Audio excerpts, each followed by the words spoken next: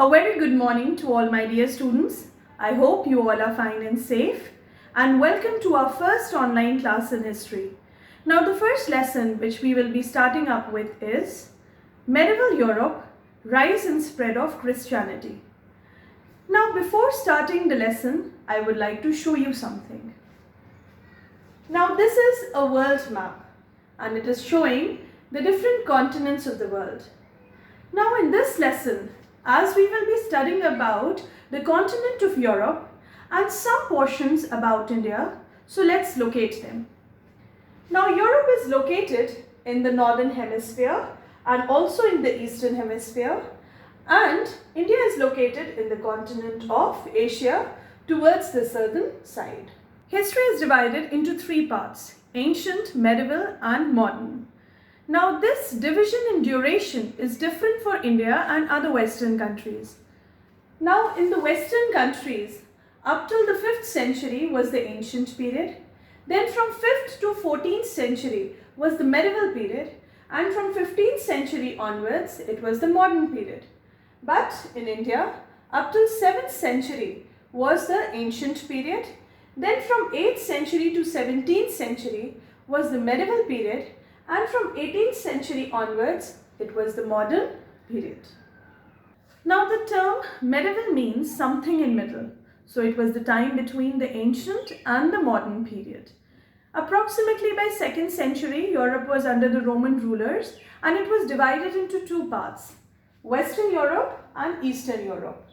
By 5th century, the barbarians, they destroyed the Western European section, and these barbarians were a group of uncivilized people who belonged to the German troops of Goths, Vandals and Franks, and hence Western portion was divided into small kingdoms.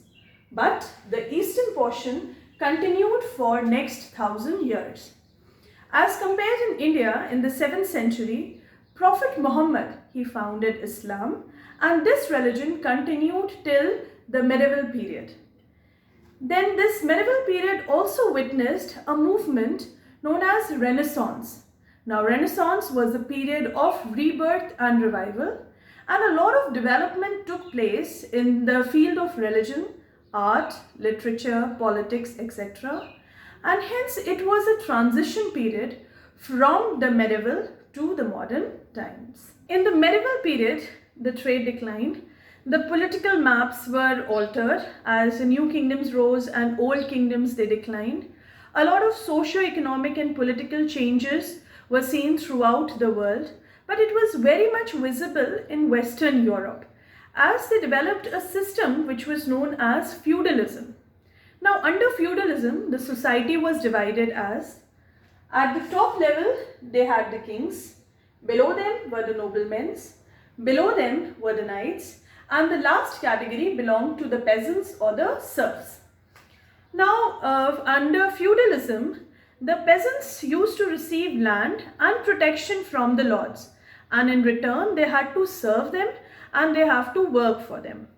Now the landlords, they used to take the whole produce which the peasants were producing, either by giving them some money or by not giving them any amount of money.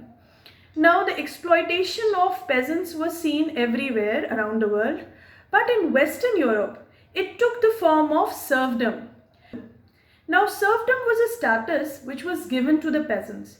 It was a form of a debt bondage where the peasants were not allowed to leave the master.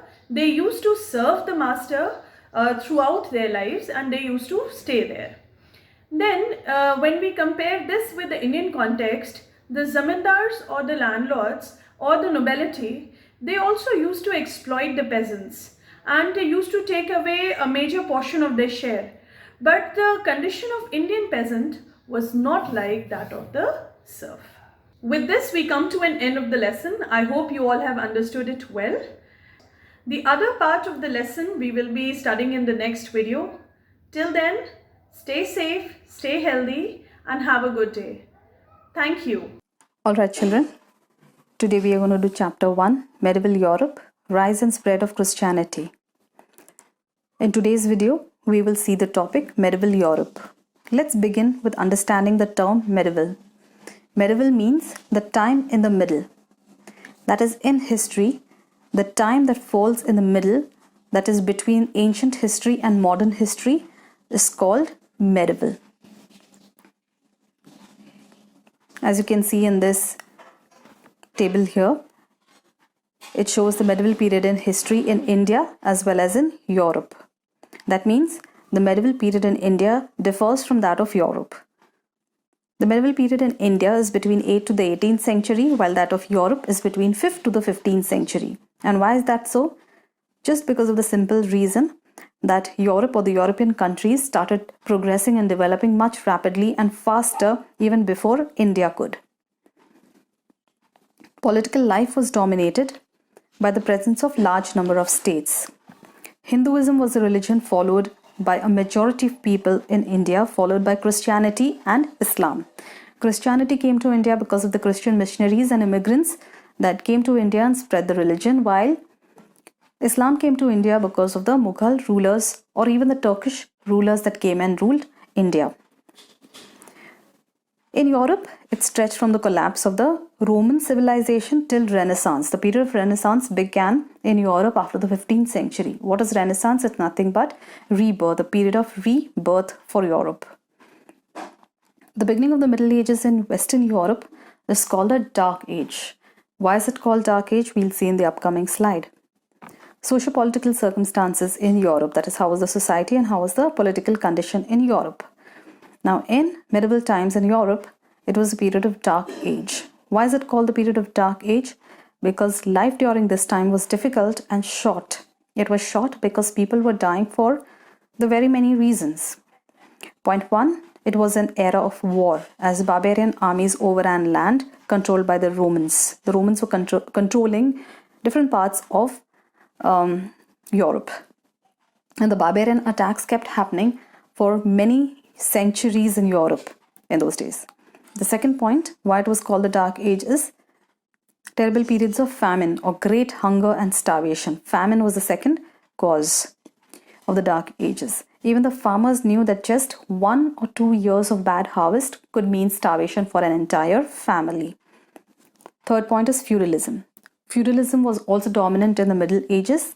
What is feudalism? It's nothing but a social system in Europe where people worked for nobles in return of their land to use. So these landholders or the landlords would give their property or land to the peasants or the farmers in order to use. So the farmers basically cultivated the land to grow crops on those lands. And the fourth reason was plague.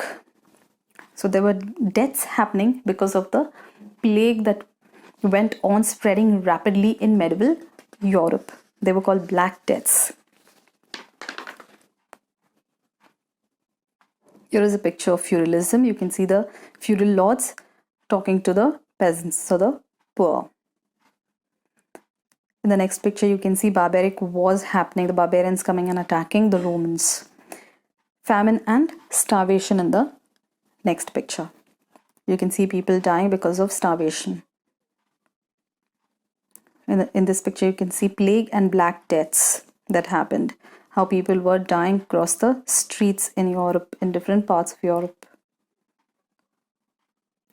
In this slide, we're going to see society. Society in medieval Europe. The society was divided into 3 estates or classes.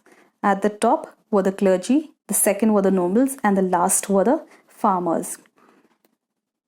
Who were the clergy? The clergy were basically the religious class people or the priests. The nobles were the knights or warriors. They were also the landlords. And the farmers were sometimes free or they were slaves. They were completely in bondage under the nobles or under the clergy. And it was nearly impossible for a landless person to escape poverty. So that's about for this video, children. See you all in the next video where we'll talk about Christianity and Jesus Christ.